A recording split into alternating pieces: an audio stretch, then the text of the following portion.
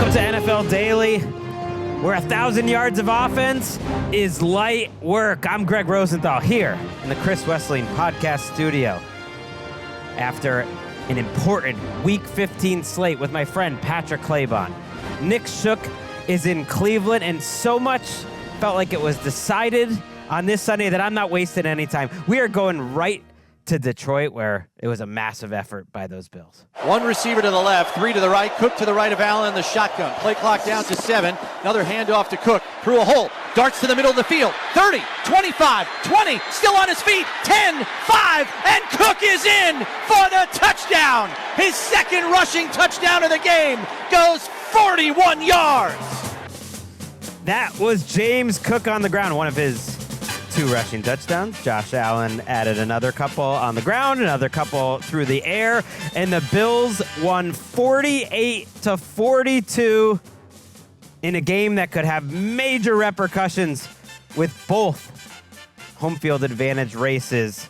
Nick Shook, you watched this game closely, and I just thought from the very first drive, Josh Allen said, that game that I had against the Rams, I was just getting warmed up. He did it again, and as much as the Lions tried to make this a game, it was never really a game. I can't believe that the Bills just ran through the Lions like that. Yeah, consider that game in LA last week to be the prelude to what we saw from the Bills today, which was an offensive explosion. I characterize it like this in the What We Learned, which you can find on NFL.com. The Bills rolled into Detroit and open palm smacked the Lions in the mouth twice. They said, we don't care that this is Ford Field. We don't care that you're wearing your snazzy black uniforms, that your fans are raucous and it's hostile here. We're coming in here and making a statement, which is that the points that we put up last week, just a precursor to what we're about to do to you today. I felt like they commanded this game from their first 2 drives. They went 2 straight touchdown drives. They made a statement from the beginning and then rolled all the way to the end. And it was also an unfortunate sign that the Detroit defense that has taken so many hits on the injury front may be a serious concern for the Lions, who are among the NFC favorites. But, oh, buddy, that looks like a weakness after what happened today. Yeah, we'll get to that in a second. But I thought the first drive of the game was so telling. The Lions went 3 and out, and it's hard to fault the Lions offense too much on a day where they wind up with 421 yards, or rather 521 yards and 42 points. But they punted their first 2 possessions, and on the Bills' first possession, Josh Allen had that absolutely ridiculous throw up the sideline to Ty Johnson, and then the even more ridiculous throw over the middle of the field where he's just evading defenders and improvising. And it was that kind of day for him that I just think he's playing quarterback at a level that I've practically never seen out of a quarterback, except maybe from Josh Allen in the 2022 playoffs. Maybe this time he gets to finish it off, because there was just what can you do about those plays? You can't do anything. Well, yeah, there's no spot on the field that's safe. Josh Allen, we've seen it so many times, roll into his right, stops on the right sideline and fires a ball to Ty Johnson.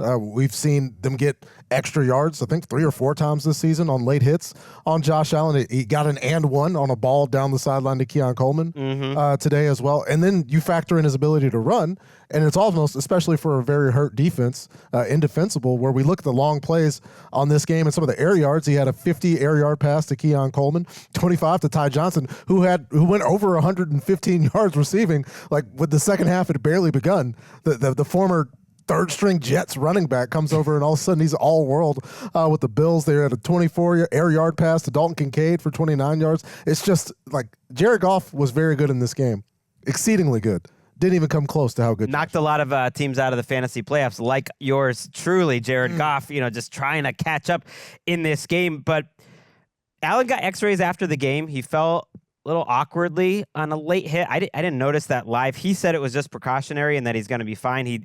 He did finish the game out. But what strikes me, Shook, is the Lions had extra rest coming into this game, and yet the Bills were the one responding after a loss. They're the first team since the merger, basically in modern NFL history, to go 5 touchdowns at least, no turnovers, no sacks, then in 3 straight games. They mashed them, and that's what stands out to me. The injuries, you can get into them, Shook, because they're really important, but the Bills rushed for 197 yards, and the Lions rushed for 48, and that is just a team kind of taking the Lions' identity away from them. Yeah, that was what stood out to me the most, was just that how easy it was for the Bills to do whatever they wanted. And we've talked about this at length in previous weeks about how the Bills can beat you in so many different ways.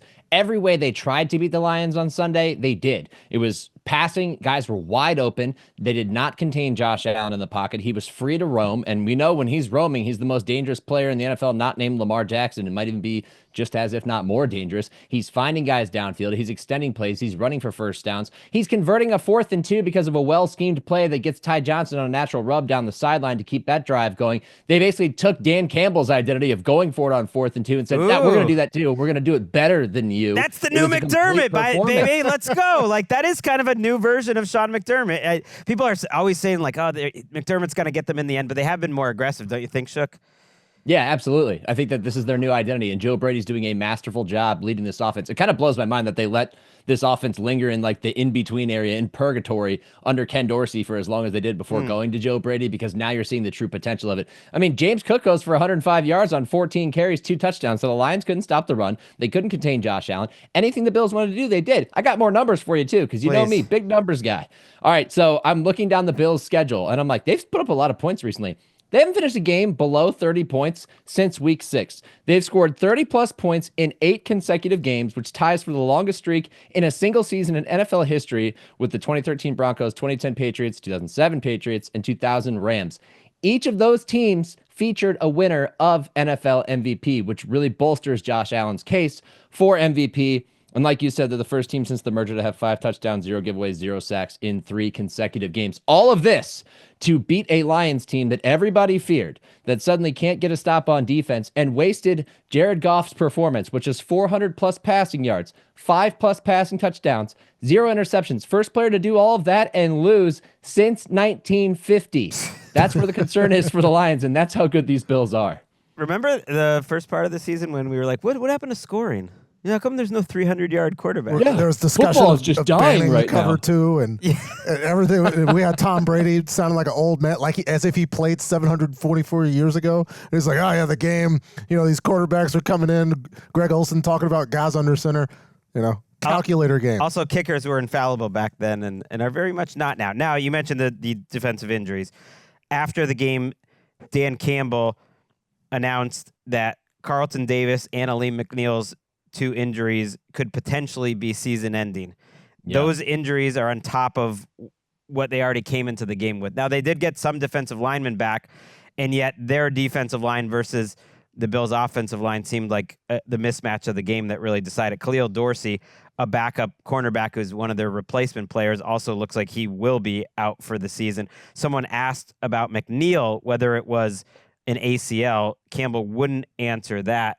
He wouldn't make any excuses, though, when asked about all the injuries. How much was this just a case of injuries catching up with the defense and playing really good quarterback? No, I'm not buying it.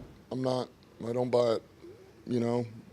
We can be better. We should have been better. We know how good they are, but that team was more urgent than us today overall. Maybe the weight of the season is catching up a little bit to the Lions, but they are 12-2, and I think there's going to be so much concern about them this year and worrying about the point of no return with these injuries. Carlton Davis has a jaw injury, and for it to possibly be season ending is very worrisome.